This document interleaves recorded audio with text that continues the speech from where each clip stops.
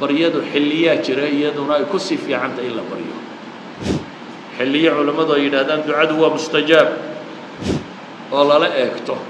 ilaahayna qur-aanka inoogu tilmaamay inaynu wakhtiyadaa la baadi doonano maxaa ka mid ah ثلث الأخير من الليل habeenkii saddex dalool oo daloolka dambe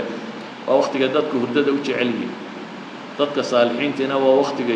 ilaahay inay soo taagaan ugu jecel yihiin habeenkii ثلثka u dambeeya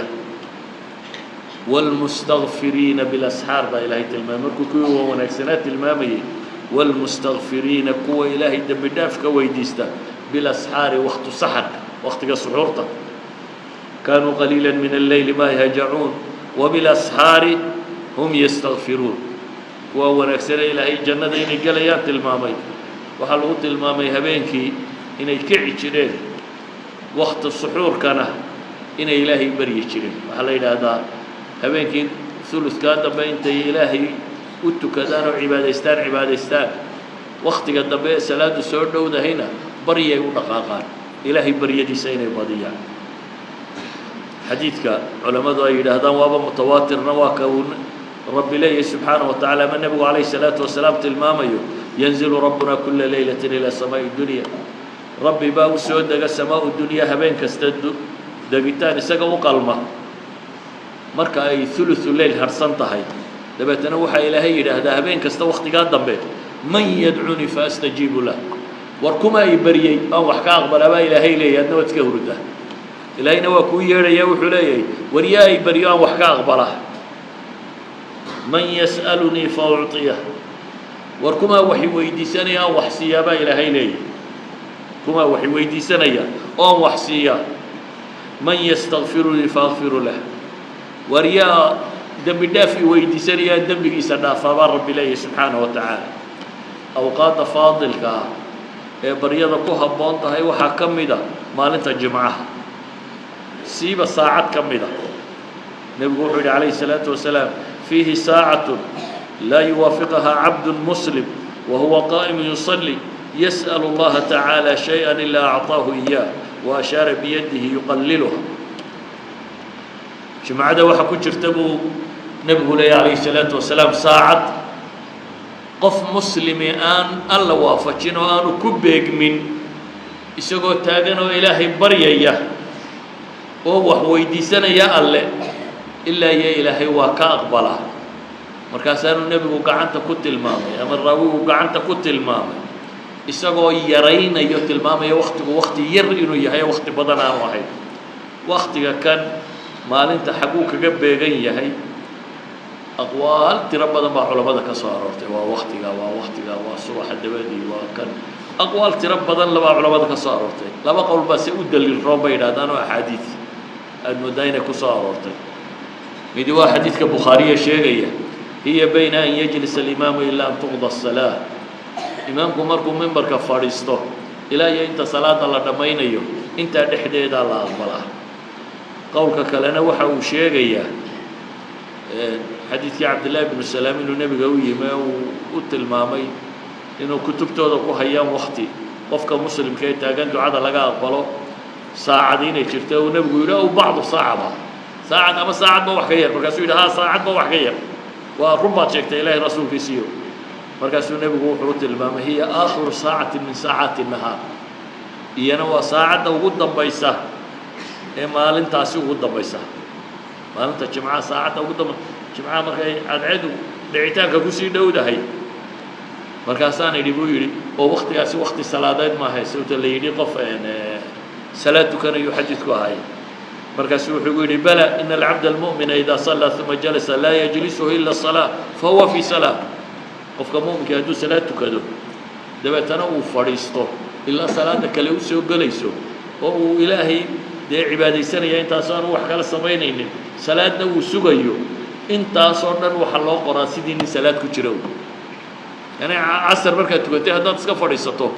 دبتنا إلهي بريدي ساتسكسي وضطي يدعوين كاجا يا قرآن أخرس كاجا إلى يوم وقت كجاريسو واحد هيون من صلاة كتيرة مركها كنا حديثي هو يوافق إساء وهو قائم يصلي نبي كتل ماما إذا لبدا قول علماء دوات الماما ووقت يدا فاضل كإيه ducada la aqbalo waxaa ka mid ah bay culimmadu yidhaahdaan waqtiyada ducada la aqbalo bishan aynu ku jirno ramadaan siiba tobanka dambe siiba habeenka laylatulqadriga la yidhaahdo habeenka caaisha lahayd haddii ilaahay waafajiyo maxaan idhaahdaa waxaad tidhahdaa allahuma innaka cafuwun tuxibu alcafwa facfu canni awqaadda faadilka ah waxaa ka mid ah maalinta carafa ee dadku carafo taagan yihin nebigu wuxuu yidhi afdalu ducaa'i ducaau yowmu carafa baryo ilaahay la baryo waxa uu fadli badan baryada maalinta carafo wa afdalu maa qultuhu ana waannabiyiina min qabli aniga iyo ambiyadii iga horraysayba waxaanu ku hadallana waxa u fadli badan iyo kelimatu tawxiid laa ilaaha illa allah waxdahu laa shariika lah lahu lmulku walahu alxamdu wahuwa calaa kulli shayin qadiir awqaadda la rajaynayo ducada in la aqbalo waxaa ka mid ah labada aadaan inta u dhaxaysa markuu mu'adinku aadaanka dhammeeyo markuu aadimayo inaad wuxuu mu'adinku leeyahay ka daba tidhaahdo markuu dhammeeyana inaad kow nebiga ku sallidid u ducaysid in ilaahay wasiilada waafajiyo adna aad ducaysatid ducooyinka soo arooray waxaa ka mid ahaa ducooyin badan baa adigu waqtigaa inaad adna ducaysatid nebigu waa wuxuu yidhi adducaau laa yuraddu bayna alaadaani waaliqaama fadcu ducada lama radiyo lama soo celiyo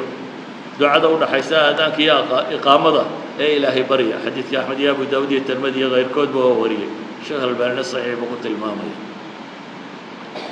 nebigu wuxuu kaloo yidhi calayhi الsalaatu wasalaam hintaani laa turaddaan laba lama celiya buu nebigu yidhi aw qallama turaddaan ama waa yarta inta la celiya adducaau cinda nidaa waa ka aynu soo sheegnay markaa ilaahay dadka loogu yeedhaya salaada waa markaa mu'adinku dhammeeya inta aan la aqiimin inay ducaysato iyo wa cinda alba'si xiina yalxamu bacduhum bacda